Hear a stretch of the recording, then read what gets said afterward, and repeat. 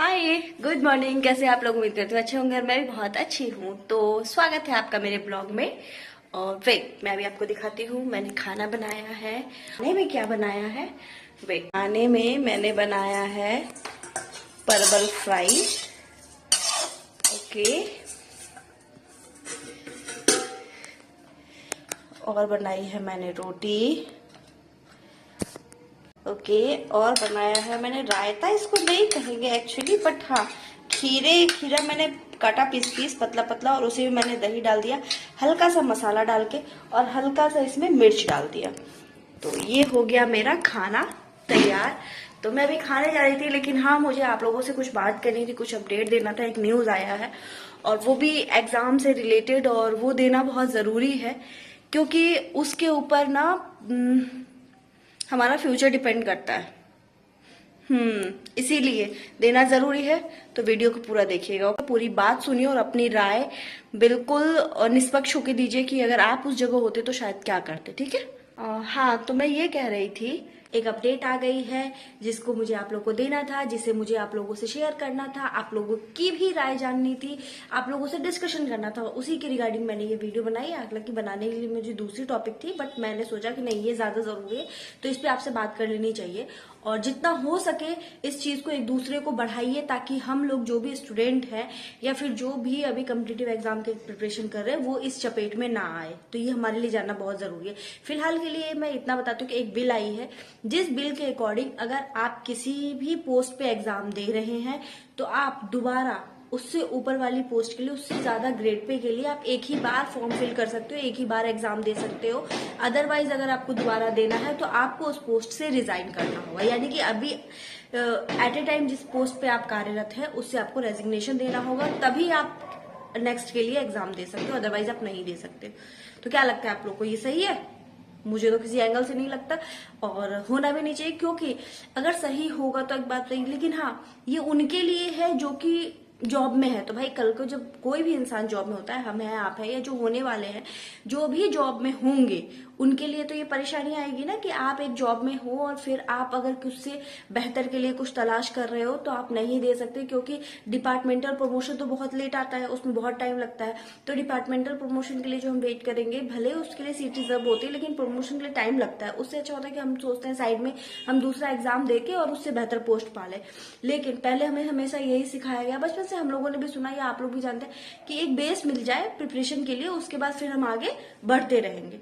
लेकिन अब ये चीज आ रही है तो ये तो दिक्कत करेगी ना। फिलहाल ये एक ही विभाग में आई है, जो कि है नगर विकास आवास विभाग, उसमें अभी ये आई है। अब इसको हम ये नहीं कह सकते हैं कि ये बिहार में इस विभाग में आई है तो दूसरा विभाग इसका कॉपी नहीं करेगा, या दूसरा विभाग इसको कॉपी करेगा। वैसे ही इतनी सारी उथल पुथल है कि कुछ कहना मुश्किल है, कुछ नहीं कहा जा सकता कि क्या होने वाला है। तो ये दूसरा विभाग इस चीज को कॉपी ना करे। हालांकि शिक्षा विभाग का भी इस पे कोई टिप्पणी नहीं है कि वो कल क्या करेंगे, लेकिन हाँ, इतना जरूर है कि हो सकता है कॉपी करे, हो सकता है ना करे। तो इसीलिए स्टूडेंट्स को एकजुट होना होगा ताकि वो कॉपी ना करें, और अगर कॉपी करते हैं तो ये बहुत ही मुसीबत वाली बात हो जाएगी। और हो सकता है कि नहीं कोई ये अच्छा भी लगे, पर सबकी अपनी अपनी राय है। अगर आपको क्या लगता है तो वो आप कमेंट में बता सकते हैं। और उसके साथ ही, जैसा शायद आपको याद होगा कि 12 दिसंबर 2022 में भी एक नोटिस आया था, जिसके अकॉर्डिंग ये था कि आप बीपीएससी में मात्र 5 अटेम्प्ट ही दे सकते हो। तो सेम उसी तरीके से है कि बीपीएससी में जैसे हम बीपीएससी का कोई भी एग्जाम होता था तो वो हम 5 टाइम में दे पाते थे। जैसे सपोज उसमें भी बहुत कंफ्यूजन था लोगों को, फिर बाद में क्लियर हो गया था कि अगर आप पीआरटी का एग्जाम दे रहे हो, टीआरई वाला, तो वो 5 बार 5 अटेम्प्ट दे सकते हो, टीजीटी का 5 टाइम दे सकते हो, पीजीटी का 5 टाइम दे सकते हो। ये नहीं है कि हाँ, आप तीनों मिला के आप 5 ही बार दे सकते हो, ऐसा नहीं था। तीनों में स्पेसिफिक का 5-5 बार दे सकते थे। सेम इस तरीके से इसमें भी है।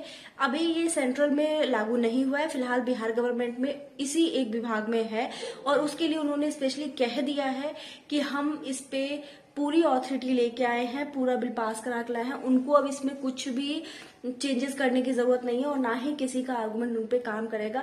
बच्चे अगर कुछ करते भी हैं उनके लिए लीगल, तो वो मोरल वैल्यू की वजह से कर सकते हैं, अदरवाइज और कोई ऐसी वैल्यू नहीं है जिसको लेके वो डिफेंड करे। और उन्होंने जो रीजन दिया है बिल पास करने का, वो रीजन सिर्फ ये दिया है डिपार्टमेंट ने कि जो भी इन लोगों के जाने के बाद जो जैसे एग्जाम देने चले गए तो वो जगह खाली रहती थी, और उसकी वजह से हमारे डिपार्टमेंट का काम हैम्पर होता था। बताइए, मतलब डिपार्टमेंट का काम हैम्पर होता था, उन्होंने रीजन उसका ये दिया है कि और उनकी सीट वैकेंसी खाली रहती थी, हम उस जगह किसी को अपॉइंट भी नहीं कर सकते। अब आप ही बताओ ये कितने हद तक सही है और कितने हद तक सही नहीं है। समझ में नहीं आ रहा कि हो क्या रहा है, कभी सरकार ऊपर कभी नीचे, कभी कुछ हो रहा है कभी कुछ हो रहा है। स्टूडेंट्स पढ़ाई करे या ये नई नई न्यूज सुन के परेशान हो, अपने आप की ग्रोथ करे। और हाँ, बीपीएससी का जो अटेम्प्ट है उसमें एईडीओ काउंट नहीं होगा, वो सेफ है आपका, ठीक है, यानी कि आपके 5 अटेम्प्ट में से वो माइनस नहीं हो रहा। तो एईडीओ वाले जो भी एग्जाम दे रहे हैं वो बिल्कुल रिलैक्स रहिए, एग्जाम होने वाला है, अच्छे से एग्जाम दीजिए। और ये न्यूज आती रहेंगी जाती रहेंगी, लेकिन हाँ, गवर्नमेंट पे दबाव बनना चाहिए ताकि गवर्नमेंट इसको कॉपी ना करे और दूसरे डिपार्टमेंट पे लागू ना करे। और क्या इस डिपार्टमेंट से भी इसको हटाना चाहिए। प्लीज अपनी राय जरूर दीजिएगा, ठीक है, क्योंकि हम सभी की राय मायने रखती है, हम सभी एक ही हैं, कहीं ना कहीं से जुड़े हुए हैं, ठीक है। तो मिलती हूँ एक नेक्स्ट ब्लॉग में, तब तक ले राधे राधे, और खुश रहिए, स्वस्थ रहिए, मस्त रहिए, पढ़ते रहिए। All the best and take care, bye bye.